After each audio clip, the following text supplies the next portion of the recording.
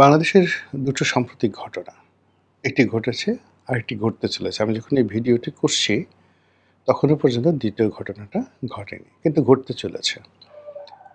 ১ম ঘটনা হলো যে বাংলাদেশের রাজনৈতিক দল, সংসদের প্রধান বিরোধী দল জামায়াতে ইসলামী, তাদের সহযোগী এনসিপি এবং অন্যান্য সমমনা রাজনৈতিক দল, তার মধ্যে কর্নেল ওলি সাহেবের যে এলডিপি আছে তারা সচিবালয় ঘেরাও করতে গিয়েছিলেন। সত্যিকার অর্থে তারা কি নিয়ে যে আসলে সচিবালয় ঘেরাও করতে গিয়েছেন, তাদের দাবি দেওয়া কি, সেই বিষয়গুলোর চাইতে স্বয়ং জামাতের আমির কর্নেল ওলি এবং তাদের দলের অন্যান্য শীর্ষ নেতৃবৃন্দ ইনক্লুডিং নাহিদ ইসলাম সহ তারা যেভাবে সচিবালয়ে ঢোকার চেষ্টা করেছেন, ঘেরাও করার চেষ্টা করেছেন, এটি নজিরবিহীন ঘটনা। সংসদের যিনি বিরোধী দলীয় নেতা থাকেন, প্রধান বিরোধী দলীয় নেতা থাকেন, তিনি পূর্ণ মন্ত্রীর মর্যাদা সম্পন্ন ব্যক্তিত্ব। অন্যদিকে যারা এমপি থাকেন, সংসদ সদস্য থাকেন, আবার চিফ হুইপ হিসেবে দায়িত্ব পালন করতে থাকেন, তাদেরও একটা রাষ্ট্রীয় প্রোটোকল রয়েছে, সম্ভবত প্রতিমন্ত্রী পদমর্যাদার। তো সেক্ষেত্রে যারা এমপি, হুইপ, বিরোধী দলীয় নেতা, তারা সংসদে বৈধভাবে যে কোনো সময়, মানে সংসদে না, মানে সচিবালয় সেক্রেটারিয়েটে তারা সেখানে ঢুকে যেতে পারে, দে হ্যাভ দ্য রাইট। তো সেক্ষেত্রে ৪০০-৫০০ লোক নিয়ে তারা সচিবালয় ঘেরাও করে তাদের দাবি দেওয়া যে পেশ করেছেন,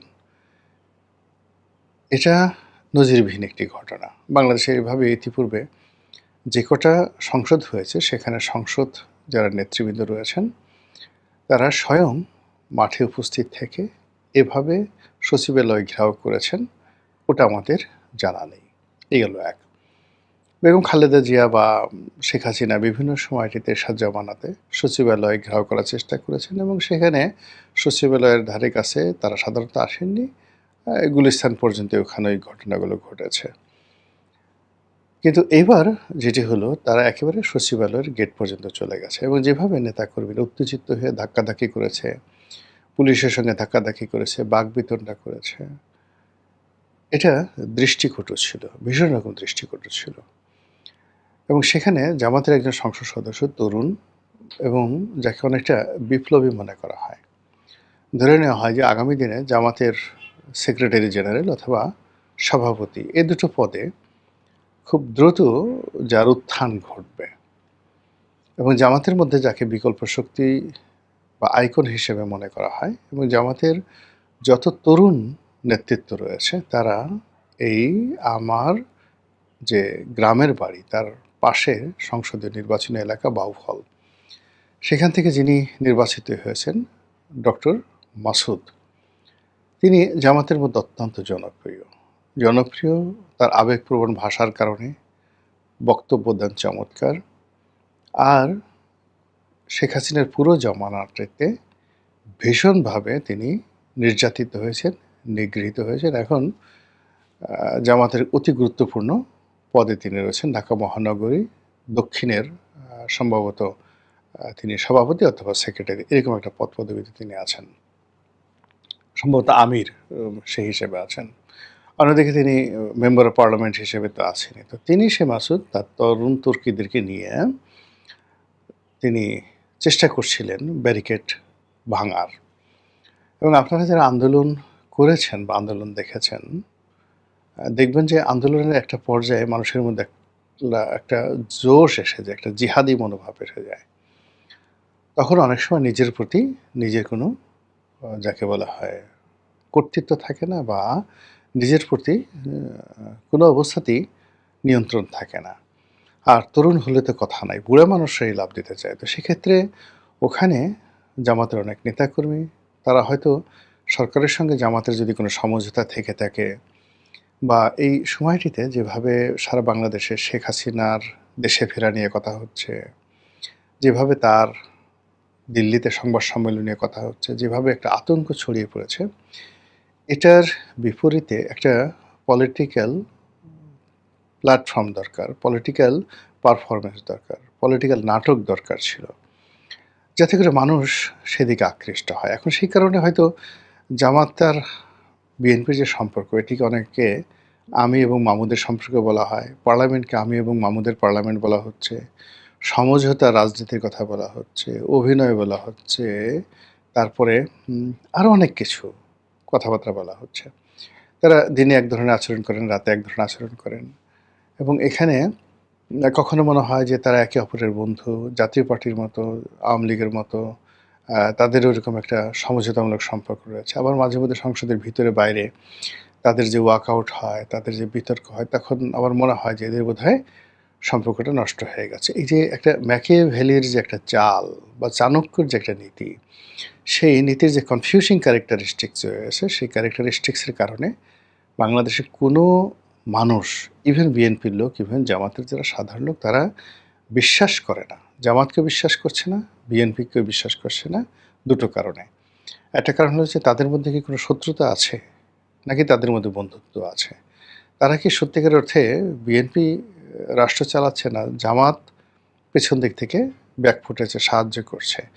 সরকার যে দেশ পরিচালনা করছে, এর মধ্যে কি সেনাবাহিনীর কোনো গুরুত্বপূর্ণ ভূমিকা রয়েছে? পাকিস্তানের মতো অসীম মনির যেভাবে গুরুত্বপূর্ণ ভূমিকা পালন করছেন, সেভাবে ওয়াকারুজ্জামান কি গুরুত্বপূর্ণ ভূমিকা পালন করছেন? অনেকে আবার বলার চেষ্টা করছেন যে এই যে বিএনপি সরকার, এটি মূলত ডক্টর মোহাম্মদ ইউনূসের একটা এক্সটেনশন ভার্সন, এবং এখানে ডক্টর মোহাম্মদ ইউনূসের অতি প্রিয়জন যারা ছিলেন, একেবারে রাইট হ্যান্ড ছিলেন, তারা কেউ কেউ এখনও সরকারের সাথে সম্পৃক্ত রয়েছেন। আর যে সকল মানুষ ঠিক বিএনপি ক্ষমতা গ্রহণ করার সঙ্গে সঙ্গে অনেকটা নাই হয়ে গিয়েছিলেন, সে সমস্ত মানুষ আবার সম্মুখ সারিতে এসে নানা রকম কথাবার্তা বলে জাতিকে ওয়াজ নসিহত করে বোঝানোর চেষ্টা করছেন যে ডক্টর মোহাম্মদ ইউনূস বা তাদের যারা লোকজন রয়েছেন, তাদের ক্ষমতা এখনও অক্ষুণ্ণ রয়েছে। অন্যদিকে ডক্টর মোহাম্মদ ইউনূস রাষ্ট্রপতি হবেন কি হবেন না, এ সকল নিয়েও নানা রকম রেটরিক চলছে, যেটাকে পলিটিক্যাল রেটরিক বলা হয়।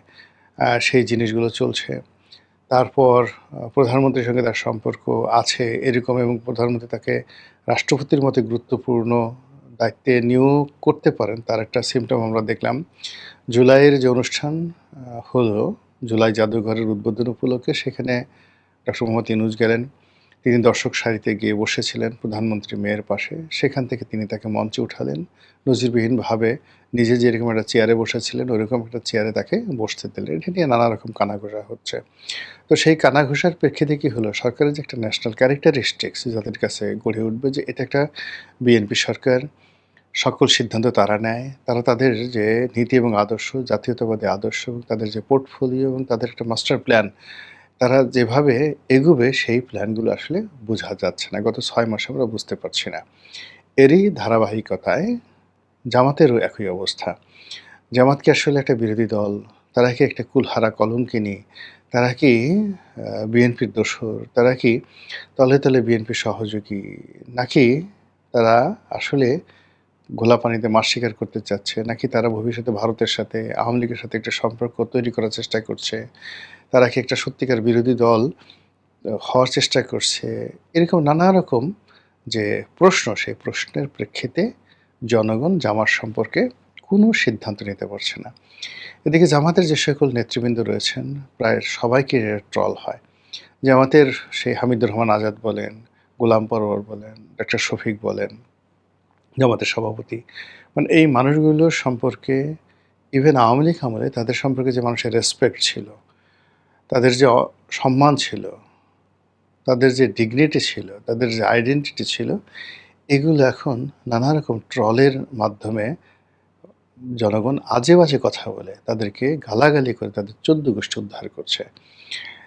এবং এমনকি যে মানুষগুলো জামাতে সর্বজন শ্রদ্ধেয় ছিলেন, যেমন মতিউর রহমান নিজামী, তারপর কাদের মোল্লা, এরপর দেলোয়ার হোসেন সাঈদী, এখন টিএসসিতে এই যারা যুদ্ধাপরাধীদের, মানে যুদ্ধাপরাধের দায়ে যাদেরকে ফাঁসিতে চড়ানো হয়েছে, তাদের অনেক সম্পর্কে মানুষের একটা সিম্প্যাথি ছিল।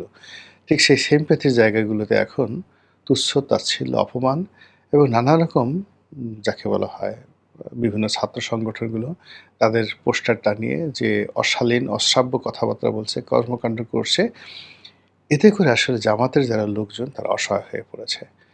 এবং প্রত্যেকটা লোকেরই একটা নিকনেম হয়ে গেছে। যেমন জামাতের আমিরের বা সভাপতির একটা নাম হয়ে গেছে অমুক। এরকম নানা রকম বক্তব্য। তারপরে শফিক, ডক্টর শফিক তারও নাম হয়ে গেছে, গোলাম পরোয়ারও নাম হয়ে গেছে। সবাই আলাদা, আলাদা খুব বাজে, বাজে নাম দিয়ে লোকজন বিভিন্নভাবে ট্রল করছে এবং এর প্রেক্ষিতে জামাতের সভাপতি নিজে বলছেন যে, "আমাকে যে লোকজন গালাগালি করে, এতে করে আমার অনেক গুনাহ মাফ হয়ে যায়। আমার যে কিছু গুনাহ আছে সেই গুনাহ এদের গালাগালির কারণে মাফ হয়ে যায়।" তো সেই জামাত সেখানে গেছে সচিবালয় ঘেরাও করার জন্য। এটা কি অভিনয় না সত্যিকার অর্থে ঘেরাও? কী কারণে গেছেন আমরা বুঝতে পারি না। কিন্তু ওখানে যে দৃশ্যের তৈরি হয়েছে সেটা সারা দেশকে একটা বিতর্কের মধ্যে ফেলে দিয়েছে। সেখানে একজন সংসদ সদস্য ডক্টর মাসুদ তাকে রীতিমতো জামাতের আমির মানে যেভাবে স্পর্শ করেছেন, মনে হচ্ছে যে তিনি গলা ধাক্কা দিয়েছেন বা তার গালের উপর কষিয়ে জোরে, জোরে চড় মেরেছেন প্রকাশ্যে। এখন এটা ক্যামেরার কারসাজি হতে পারে, বিভিন্ন রকম ঘটনা হতে পারে, এআই নির্মিত হতে পারে, হোয়াটএভার মেবি, বাট এটা রীতিমতো ভাইরাল হয়ে পড়েছে। যা কিনা এই চলমান রাজনীতিতে জামাত এবং বিএনপির যে তাদের যতটুকু এখনো পর্যন্ত স্থিতি রয়েছে, তাদের সম্পর্কের মধ্যে যে সমীকরণ রয়েছে এটা আবার নতুন করে বিতর্ক তৈরি হয়ে গেল। এগুলো একটা ঘটনা। দ্বিতীয় ঘটনা হলো যে আ জনাব তারেক রহমান সাহেব তিনি হেলিকপ্টারে করে এই প্রথম তিনি রাষ্ট্রীয় হেলিকপ্টারে করে তিনি চট্টগ্রামের ফটিকছড়িতে যাবেন। এর আগে তিনি সবসময় বাই রোডে গিয়েছেন, কিন্তু এবার তিনি হেলিকপ্টারে যাবেন। এজন্য সেখানে ব্যাপক আয়োজন হচ্ছে। ফটিকছড়িতে যাবেন, সেখানে সেই জনাব বাবুনগরী এখন যিনি হেফাজতের সভাপতি রয়েছেন বা হেফাজতের আমির রয়েছেন, তার সঙ্গে দেখা করবেন মুহিবুল্লাহ বাবুনগরী। এবং এই মুহিবুল্লাহ বাবুনগরী এর আগে জুনায়েদ বাবুনগরী ছিলেন। তিনি আওয়ামী লীগের জমানাতে ভীষণভাবে নির্যাতিত হয়েছেন, নিপীড়িত হয়েছেন এবং একমাত্র সেই যে জুনায়েদ বাবুনগরী তিনি আওয়ামী লীগের সঙ্গে আসলে সমঝোতা করেননি। কিন্তু তার এগেইনস্টে আল্লামা শফি সাহেব ছিলেন, আহমেদ শফি। তিনি, তার সন্তান, তার সঙ্গে হাটহাজারী মাদ্রাসার কেন্দ্রিক যে সকল হেফাজত নেতা রয়েছেন, এর বাইরে ঢাকার লালবাগ মাদ্রাসাতে যে সকল শীর্ষ হেফাজত নেতা রয়েছেন, যাদেরকে সবাই চিনে, তাদের একটা বিরাট অংশ আওয়ামী লীগপন্থী হয়ে গিয়েছিলেন হেফাজতের যে শাপলা ম্যাসাকারের পরে, এবং তারাই মূলত হেফাজতটাকে নিয়ন্ত্রণ করতেন।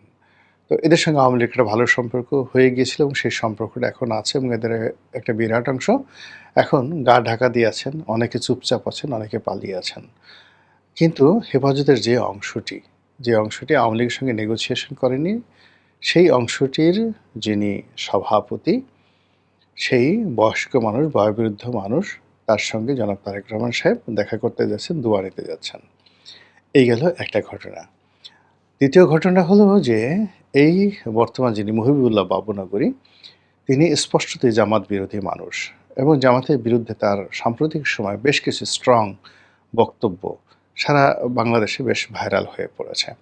তো তার সঙ্গে যখন জনাব তারেক রহমান সাহেব দেখা করতে যাচ্ছেন, অ্যাজ ইট ইজ জামাতকে মোকাবেলা করার জন্য শেখ হাসিনা যেভাবে হেফাজতকে ব্যবহার করেছিলেন, যেভাবে হেফাজতের একটি অংশকে কুক্ষিগত করে তিনি নিজে কওমি জননী উপাধি নিয়েছিলেন, ঠিক একইভাবে জনাব তারেক রহমান সাহেব যদি এখানে কওমি সন্তান, কওমি পিতা এরকম কোনো উপাধি সেই ফটিকছড়িতে গিয়ে জনাব বাবুনগরীর সাথে সাক্ষাৎ করে তার দোয়া পাওয়ার উছিলায় তিনি সেখান থেকে কিছু নিয়ে আসেন, এটি আমরা আশ্চর্য হব না। কিন্তু এখানে রাজনীতির যে সমীকরণ, এখানে যাওয়ার মাধ্যমে তিনি তার দলকে একটি ইসলামপন্থী গ্রুপের সঙ্গে সম্পৃক্ত করলেন, ১। ২ নম্বর হলো তিনি জামাত বিরোধী একটি শক্তির সঙ্গে অ্যালাই করলেন এবং তাদেরকে কাছে নেওয়ার চেষ্টা করলেন জামাতকে যাকে বলে এক ধরনের মানসিক চাপে রাখার জন্য। অন্যদিকে জামাতের সাম্প্রতিক সময়ে আরেকটি বিরোধী গ্রুপ, তারা হলো চরমোনাই পীর সাহেব। তাদের সঙ্গে সরকারের একটা সম্পর্ক ভালো হচ্ছে। ফলে আগে যেটি বললাম যে জামাতের সঙ্গে বিএনপির যে দাকুমরা সম্পর্ক, এটি প্রমাণ করা যাচ্ছে না। বন্ধুত্বটাও বিশ্বাস করা যাচ্ছে না। কিন্তু তলে, তলে কিছু একটা হচ্ছে, এটা নিয়ে কিন্তু সব মানুষ বলছে। তার প্রেক্ষিতে আবার এই যে বাবুনগরীর সাথে জনাব তারেক রহমান সাহেবের সাক্ষাৎ, এই সাক্ষাতের মাধ্যমে জামাতের সাথে একটা পার্মানেন্টলি ফাটল হওয়ার সম্ভাবনা দেখা দিয়েছে, অথবা বিএনপি মনে করছে যে জামাতকে বিশ্বাস করা যায় না। তারা যে কথা এবং কাজ, এটা অতীতে বিভিন্ন সময় তারা আনপ্রেডিক্টেবল ছিল। তারা এরশাদের সাথে সবার সঙ্গে খুব সহজভাবে মিশে গেছে। অর্থাৎ ১/১১, এরশাদ, বিএনপি, আওয়ামী লীগ, ইয়াহিয়া খান, টেক্কা খান, আইয়ুব খান। প্রত্যেকটা ক্ষমতাধর লোকের সাথে, ইনক্লুডিং ডক্টর মোহাম্মদ ইউনূস, তারা তাদের সুসময়ের তাদের সবার সঙ্গে ভালো সম্পর্ক ছিল। আবার একটা নির্দিষ্ট সময়ের পরে তারা তাদেরকে ছেড়ে গিয়েছে। তো সেক্ষেত্রে এখন বিএনপির সাথে যদি তারা যেকোনো সময় একটা সম্পর্ক ছেদ করতে পারে, বা তারা যেকোনো সময় আওয়ামী লীগের সাথে সম্পর্ক স্থাপন করতে পারে, এই যে অবিশ্বাস, এই অবিশ্বাস থেকে হয়তো জনাব তারেক রহমান সাহেব বিকল্প একটি শক্তি।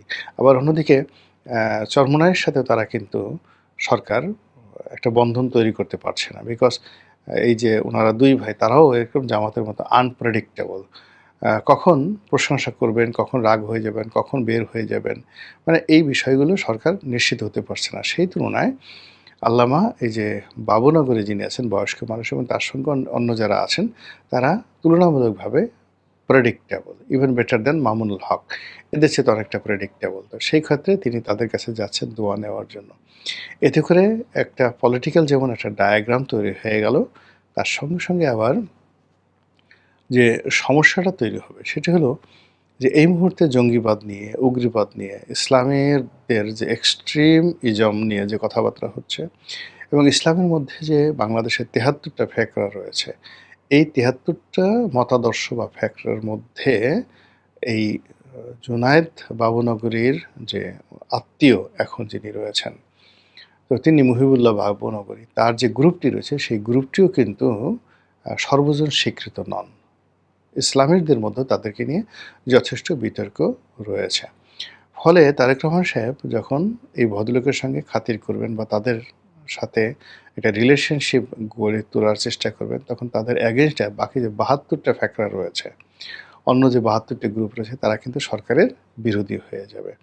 অন্যদিকে এই যে একটা ইসলামিক গ্রুপের সঙ্গে তার যে দহরম মহরম, এটা বিদেশি যারা লোকজন রয়েছে, তারা বাংলাদেশে যে এই রাজনীতির সমীকরণ, রাজনীতির যে ট্রায়াঙ্গেল বা যে সমস্যাগুলো রয়েছে, এগুলো এত কিছু বোঝার চেষ্টা করবে না। তারা চেষ্টা করবে সরকার এই ইসলামিস্টদেরকে কাছে ডেকে নিয়েছে। তারা সেকুলার রাজনীতি পছন্দ করছে না। তারা জাতীয়তাবাদীর যে রাজনীতি বা গতানুগতিক ক্যাপিটালিজমের যে রাজনীতি, পশ্চিমা ধাঁচের গণতন্ত্র, ভারতীয় ধাঁচের গণতন্ত্র, এগুলোর পরিবর্তে তারা অনেকটা তালেবান, আইএস, আফগানিস্তান, পাকিস্তান, এখানে যে মডেলগুলো গড়ে উঠেছে, বিএনপিকে সেই মডেলের দিকে যাচ্ছে, এটা নিয়ে পশ্চিমা যারা রাজনৈতিক শক্তি আছে, বোদ্ধা আছে, পলিটিক্যাল অ্যানালিস্ট রয়েছে, রাষ্ট্রশক্তি রয়েছে, তারা এই সরকারকে আবার নতুন করে সন্দেহের দৃষ্টিতে দেখবে।